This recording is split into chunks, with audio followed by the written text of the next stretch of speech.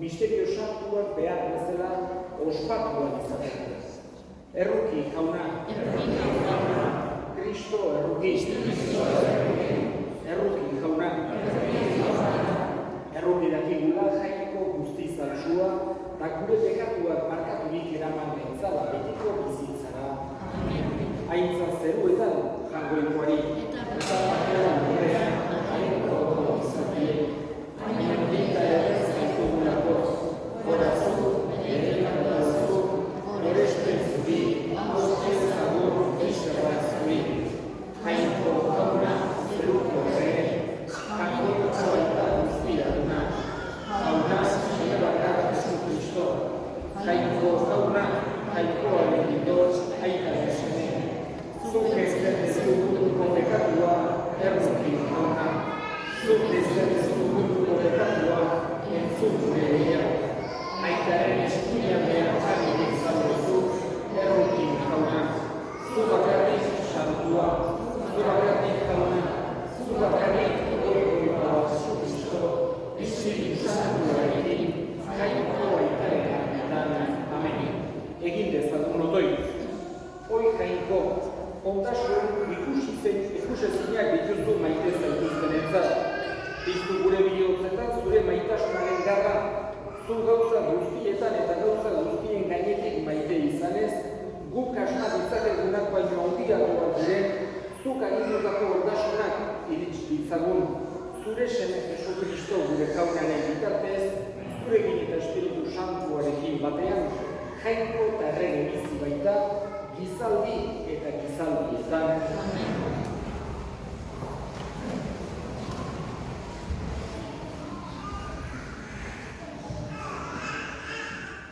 Lectura del libro del Génesis. En aquellos días, los dignatarios dijeron al rey: hay que condenar a muerte a ese Jeremías, pues con semejante discurso está desmoralizando a los soldados que quedan en la ciudad y al resto de la gente. Ese hombre no busca el bien del pueblo, sino su desgracia. Respondió el rey Sedequías: ahí lo tenéis en vuestras manos. Nada puedo hacer yo contra vosotros. Ellos se apoderaron de Jeremías y lo metieron en el aljibe de Matías, príncipe real, en el patio de la guardia, descolgándolo con soga. Jeremías se hundió en el lodo del fondo, pues el aljibe no tenía agua. Ebed-Melech abandonó al palacio, fue al rey y le dijo: mi rey y señor, esos hombres han tratado injustamente al profeta Jeremías, al arrojarlo por el aljibe, donde sin duda morirá de hambre, pues no queda pan en la ciudad. Entonces el rey ordenó a Ebed-Melech, el cusita: toma 3 hombres de tu mando y sacad al profeta Jeremías del aljibe, antes de que muera. Palabra de Dios.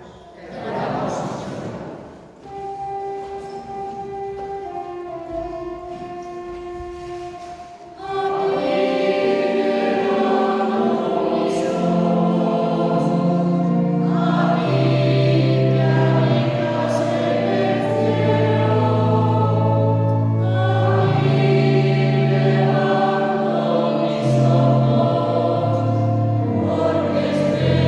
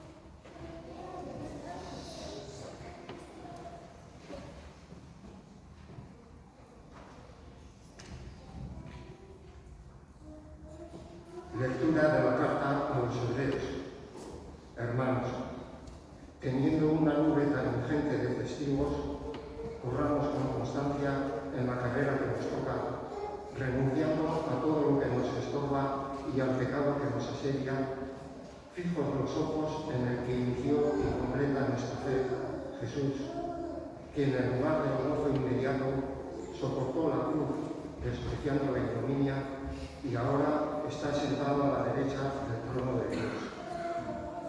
Recordad a que soportó tal oposición de los pecadores y no os penséis ni perdéis el ánimo. Todavía no habéis llegado a la sangre en vuestra pelea contra el pecado. Palabra de Dios.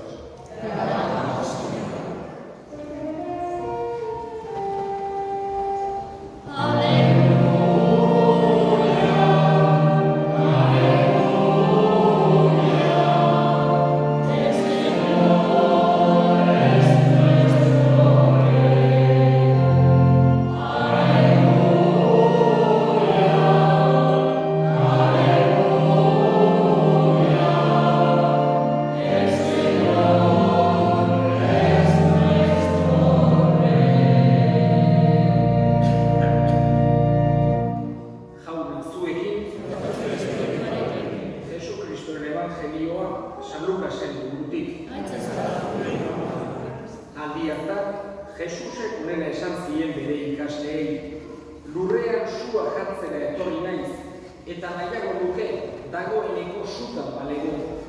Bataioak hartu beharra daukat, eta zer larria hori bete artean. Lurrera bakea ekartzera etorri naizela uste alduzuen, ezetz diozuet, zatik eta baizik. Hemendik aurrera, 5 bizi diren etxe batean, zatituak egongo dira, 3 biren aurka, eta 2 hiruren aurka, aita semearen aurka, eta semea aitaren aurka, ama alabaren aurka, eta alaba amaren aurka, amari arreba errainaren aurka, eta erraina amari arrebaren aurka. Jaunak esana.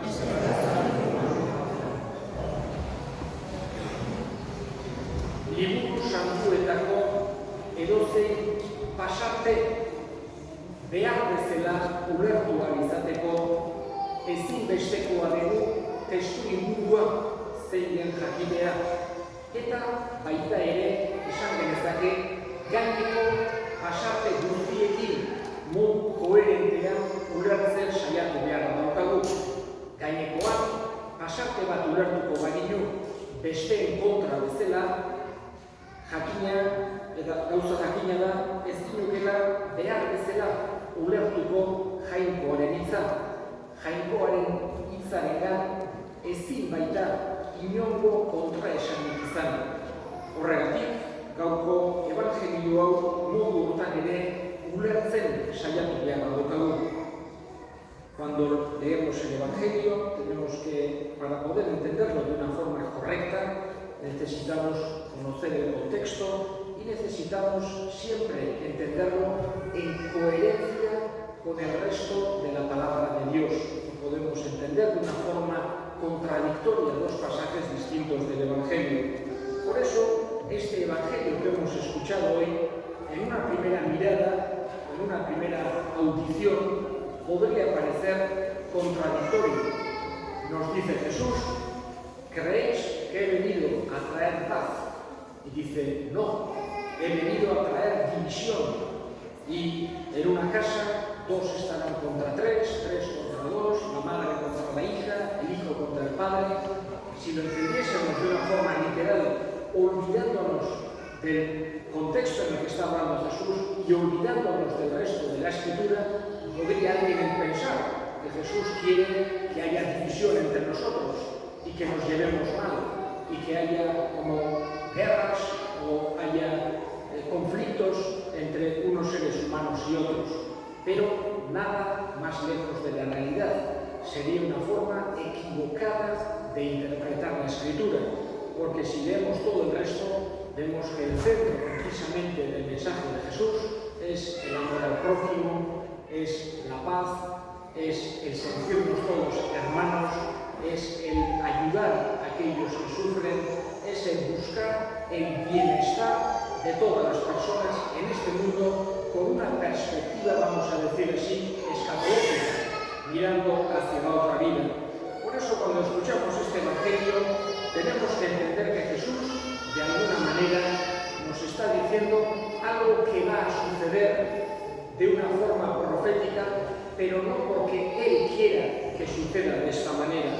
Por eso Él habla en más de una ocasión que va a haber, por ejemplo, persecuciones.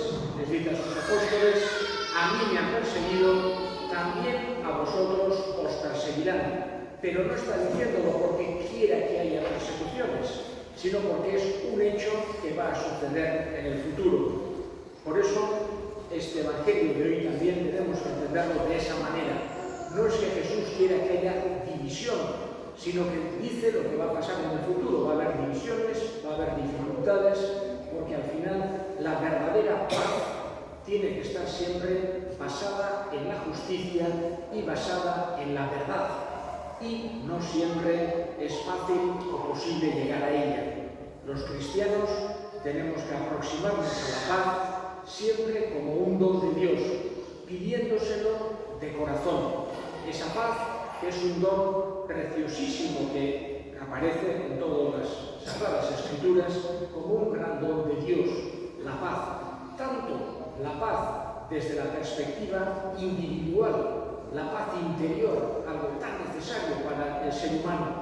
Cuando una persona no tiene esa paz interior, tampoco consigue fácilmente llegar a la paz exterior, y eso le hace daño en el corazón. Por eso la primera paz que tenemos que pedir a Dios es la paz interior, la paz de nuestro corazón. Después tenemos que pedirle la paz con aquellos que convivimos diariamente, esa armonía, vamos a decir, encuentro justo de unos con otros, es algo totalmente necesario para nuestro día a día. ¿Qué no quiere decir que no vaya a haber dificultades? Pero sí que tenemos que pedirle a Dios ese don de la convivencia armónica con los que tenemos alrededor. También la paz para aquello, vamos a decir, en nuestra sociedad. La paz es un bien que hace, vamos a decir, ir adelante a las sociedades, vivir mejor, convertirse en mejores. Y finalmente necesitamos la paz entre los distintos pueblos. Jesús nos ha enseñado que todos somos hermanos, porque somos hijos de un mismo Dios. Y ahí tiene que estar basada en el respeto a todos los demás, en el amor a todas las distintas culturas, razas, formas de ver, etc. Y siempre, como decía antes, basado en la verdad y en la justicia. Le pedimos a Jesús que, a pesar de que en la realidad muchas veces nos pueda tocar estas divisiones, estas dificultades, siempre busquemos, anhelemos, pidamos y tratemos de construir la verdadera paz que Él nos ha venido a traer, que Él nos quiere regalar. Creo en Dios Padre Todopoderoso, Creador del cielo y de la tierra.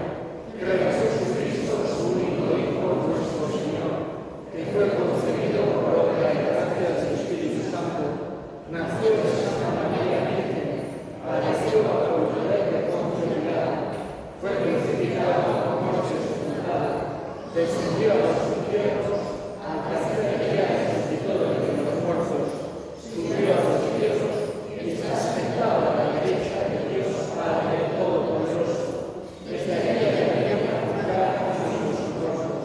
Creo en el Espíritu Santo, la Santa Iglesia Católica, la comunión de los santos, el perdón de los pecados, la resurrección de la carne y la vida eterna.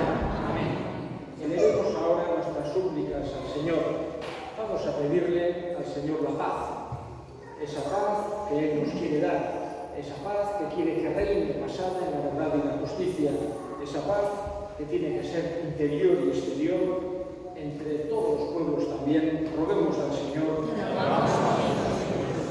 Pedimos también por todas las personas que están damnificadas, perjudicadas por la sequía, por los incendios, por las distintas conflictos, catástrofes que hay a lo largo del mundo. Roguemos al Señor. Escucha, Padre, la oración que te dirigimos por Cristo nuestro Señor.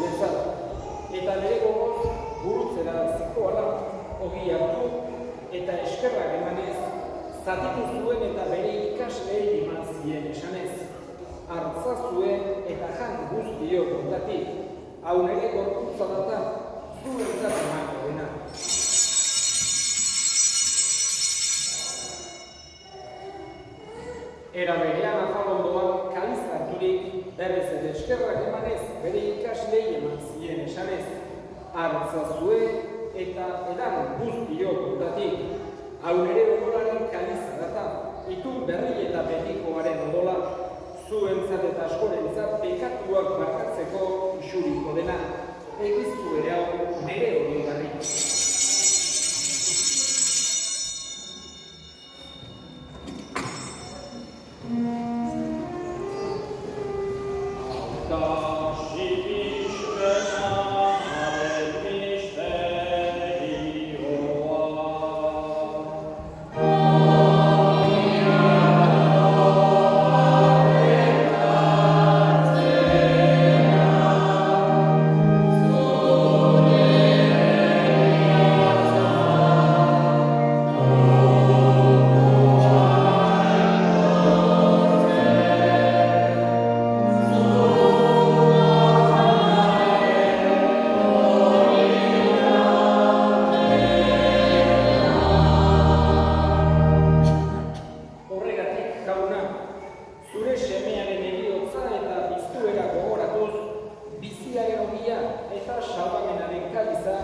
Eskaintzen dizkizugu zuri eskerrak emanez, aldarean zure zerbitzari onartu daituzulako. Eta apalki eskatzen dizugu Kristoren gorputza eta odola hartzen ditugunok, Espiritu Santuak bat egin gaitzala. Izan gogoa jauna mundu guztian zabaldurik dagoen zure eliza, eramazu maitasun osora Frantzisko gure santuarekin, Frantzisko gure hartzaiarekin eta elizkizon guztiekin batean. Era berean, izan gogoa jauna bizteko itxaropenean badiran gure senideak eta hildako guztiak ere, harritzazu zure horregiaren argitan. Errukizak izkigu arren, guk guztio betiko bizia iritsi dezagun, Jainkoaren ama Maria Virginia Doarsuarekin, haren sena Jose Santuarekin, apostolu santuekin eta gizate guztietan zure adiskide izan diren santuekin, hainekin batean gure zeitzagun Jesu Kristo zure semearen bitartez. Honen bitartez, honekin eta honengan, zuri aita jangoiko guztikun horri, Espiritu Santuarekin batean, ospeta aintza guztia, gizaldi eta gizaldi guztietan.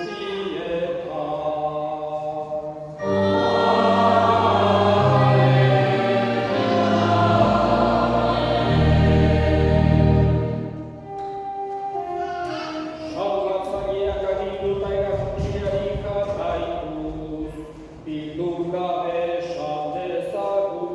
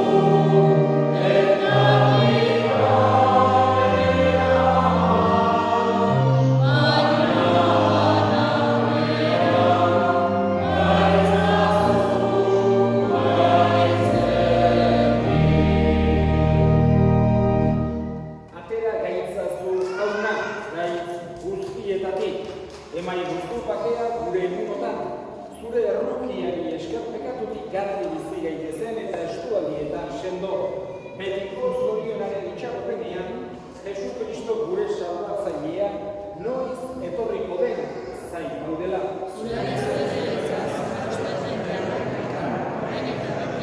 Jesu Kristo gure jauna zuk esana da apostoluei bakea uzten dizuet, nire bakea ematen, begira zure elizaren sinismenari eta ez, gure pekatuei, eta zure gogoa den bezala, emaiozu elizari bakea, eman batasuna, errege bizi baizera, gizaldi eta gizaldietan.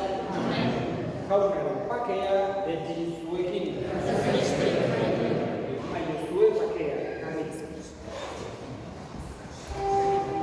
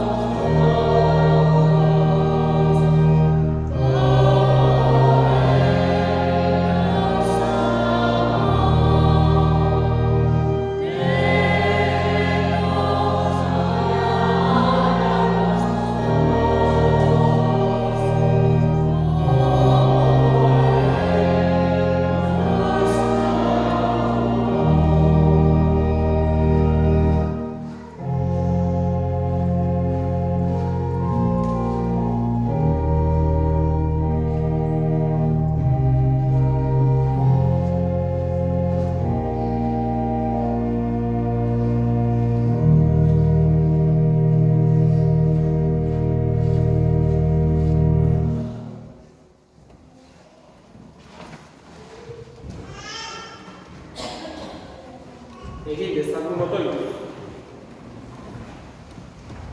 Jauna, sakramentu honetan Kristorekin bat eginik zure errukiak deika daude apalki.